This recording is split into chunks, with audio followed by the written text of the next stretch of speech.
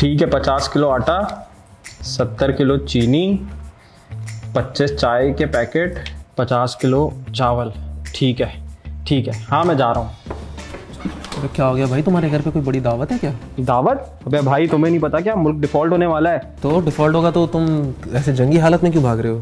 بھائی جب ملک ڈیفالٹ ہوتا ہے نا تو نہ کچھ کھانے کو ہوتا ہے, نہ کچھ پینے کو ہوتا ہے, نہ تیل ہوتا ہے, نہ گاڑیاں چلتی ہیں, نہ دفتر کھلتے ہیں, اور نہ ہی اسکول کھلتے ہیں. ویسے کیا مطلب ہوتا ہے ڈیفالٹ ہونے کا تمہاری نظر میں؟ ملک بالکل ختم ہو جاتا ہے. کیا آپ کو بھی یہی لگتا ہے کہ ملک ڈیفالٹ ہونے کا مطلب ملک ختم ہو جانا ہوتا ہے؟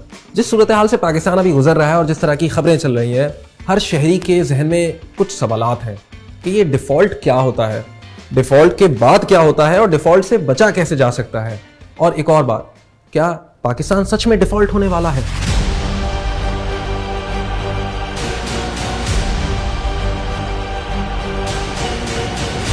اچھا بھائی تو چلو تم ہی بتا دو کہ ڈیفالٹ ہوتا کیا ہے, اور اگر پاکستان ڈیفالٹ کر جاتا ہے تو کیا ہوگا؟ بھائی کسی بھی ملک کو چلنے کے لیے پیسے چاہیے, یہ تو تمہیں پتہ ہے. تو پیسے کیسے آتے ہیں؟ یا تو ملک بہت سارا سامان بناتا ہے اور باہر بیچتا ہے اور وہ باہر سے پیسے یا ڈالرز کماتا ہے. دوسرا طریقہ یہ ہوتا ہے کہ اس کے بہت سارے لوگ باہر کام کرنے جاتے ہیں اور وہ ریمیٹنس بھیجتے ہیں تو اس سے ڈالرز آتے ہیں. تیسرا طریقہ یہ ہوتا ہے کہ ملک ڈالر ادھار لیتا ہے, اور اس ادھار کو اتارنے کا جب وقت آ جاتا ہے, یا اس کی قسط واپس کرنے کا, یا اس کے اوپر سود واپس کرنے کا, اور جب ملک کے پاس پیسے نہیں ہوتے تو وہ اپنے آپ کو ڈیفالٹ ڈکلیئر کرتا ہے. یہ ہوتا ہے ڈیفالٹ. دوسرا سوال تمہارا ہے کہ اب ڈیفالٹ کر گئے تو کیا ہوگا؟ بھائی تم سموسے پکوڑے نہیں کھا سکو گے. ہیں کیا مطلب؟ یہ سموسے پکوڑے کہاں سے آگے بیچ میں؟ بھائی پاکستان میں کھانے پکانے کا مطلب ایڈیبل آئل امپورٹ ہوتا ہے. پاکستان میں کروڈ آئل بھی امپورٹ ہوتا ہے, جو بعد میں یہاں کی ریفائنریز سے کبھی ڈیزل بنتا ہے, کبھی پیٹرول بنتا ہے, اور کبھی دوسرے ایندھنوں میں تبدیل کیا جاتا ہے. اسی سے بجلی بھی بنتی ہے. پاکستان میں گاڑیوں کے انجن بھی امپورٹ کیے جاتے ہیں, اور پاکستان میں بہت ساری مشینری جن سے ہمارا مینوفیکچرنگ اور ٹیکسٹائل سیکٹر چلتا ہے وہ بھی امپورٹ ہوتے ہیں. تو اگر پاکستان ڈیفالٹ کر جاتا ہے, اس صورت میں اس کو کوئی باہر کا ملک کوئی سامان امپورٹ کرنے کی اجازت نہیں دے گا. مطلب لیٹر آف کریڈٹ اس کو نہیں دے گا. لیٹر آف کریڈٹ ایسے کام کرتا ہے کہ جب آپ کو قرضہ چاہیے ہوتا ہے تو آپ باہر کے کسی بینک کو یہ لکھ کے دیتے ہو, اور وہ بینک پھر اس کمپنی کو جس نے یا تو قرضہ دینا ہوتا ہے اور یا تو کوئی چیز فراہم کرنی ہوتی ہے, اس کو لیٹر آف کریڈٹ اپروو کر کے دیتا ہے کہ ہاں میں گارنٹی لیتا ہوں کہ یہ جو شخص ہے, یا یہ جو کمپنی ہے, یا یہ جو ملک ہے, یہ پیسے تمہیں واپس کرنے کی سخت رکھتا ہے. لیکن ڈیفالٹ ہو جانے کے بعد ہمیں یہ لیٹر آف کریڈٹ نہیں ملتا. تو ہاں, اس کا ورسٹ کیس سینیریو یہ ہے کہ بہت ساری جابس چلی جائیں گی, اور اگر ہم کراپ بناتے بھی ہیں, مطلب ہمارا ایگریکلچر سیکٹر اسٹرانگ بھی ہے, تو اس کی ٹرانسپورٹیشن کے لیے ہمارے پاس گاڑیاں بھی نہیں ہوں گی. تو پاکستان یہاں تک پہنچا کیسے؟ بھائی اپنی آزادی سے لے کر آج تک پاکستان کی معاشی صورتحال کبھی بھی مستحکم نہیں رہی. اس کی کچھ وجوہات تو باہر کی مطلب ایکسٹرنل ہیں, لیکن انٹرنل بھی بہت ساری وجوہات ہیں. مثال کے طور پر پاکستان کی جتنی آمدن ہے, مطلب اگر $100 آمدن ہے تو پاکستان کا خرچہ $220 ہے. تو ہر سال اگر پاکستان $100 کماتا ہے تو $220 خرچ کرتا ہے, مطلب وہ $120 کے خسارے میں ہے.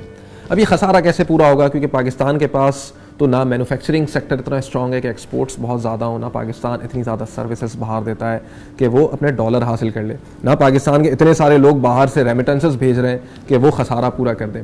تو یہ جو $120 کا خسارہ پورا کرنا ہوتا ہے پاکستان کو, اس کے لیے اس کو چاہیے ہوتے ہیں لونز.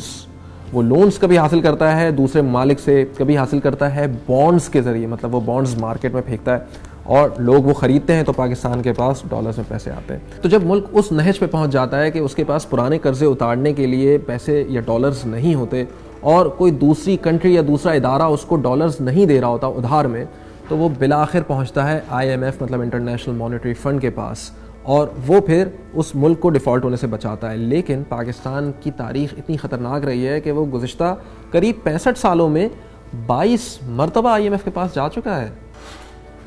تو بھائی ہم ایک کام کرتے ہیں, ہم نوٹ چھاپتے ہیں اور اتنے نوٹ چھاپتے ہیں کہ IMF کا لون چکا دیتے ہیں. زمبابوے نے بھی یہی غلطی کی تھی. پھر پتہ ان کا انجام کیا ہوا؟ کیا؟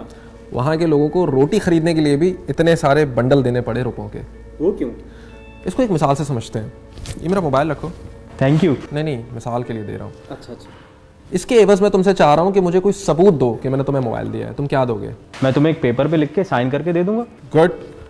لیکن اگر تم وہ ایک کی بجائے 5 پیپر پہ لکھ کے دے دو تو کیا اس کا مطلب تمہارے پاس 5 موبائل فون آ جائیں گے؟ نہیں, موبائل فون تو ایک ہی رہے گا میرے پاس. تو اس کا مطلب چاہے تم 1 پرچی دو, 10 پرچی دو, یا 100 پرچی دو, اس کے پیچھے ویلیو تو ایک موبائل کی ہے نا.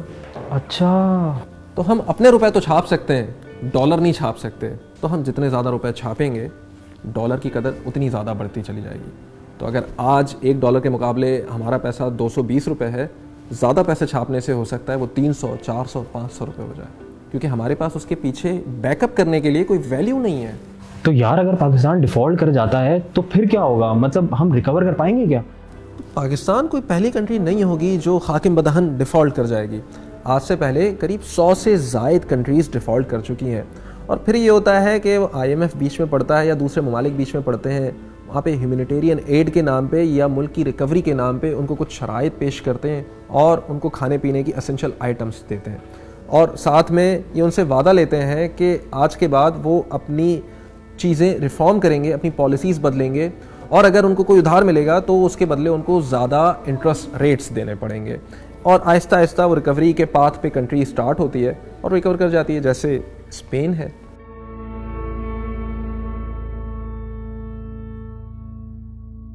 جی جی, ارے تھینک یو سو مچ, ارے بہت شکریہ آپ کا. جی جی اوکے, اللہ حافظ. کیا ہوا بھائی, اب تم راشن لینے تو نہیں جا رہے نا؟ نہیں نہیں, میرا ویزا لگ گیا, میں تو چلا. لیکن تو سمجھاتا بڑا اچھا ہے یار, پروفیسر بن جا.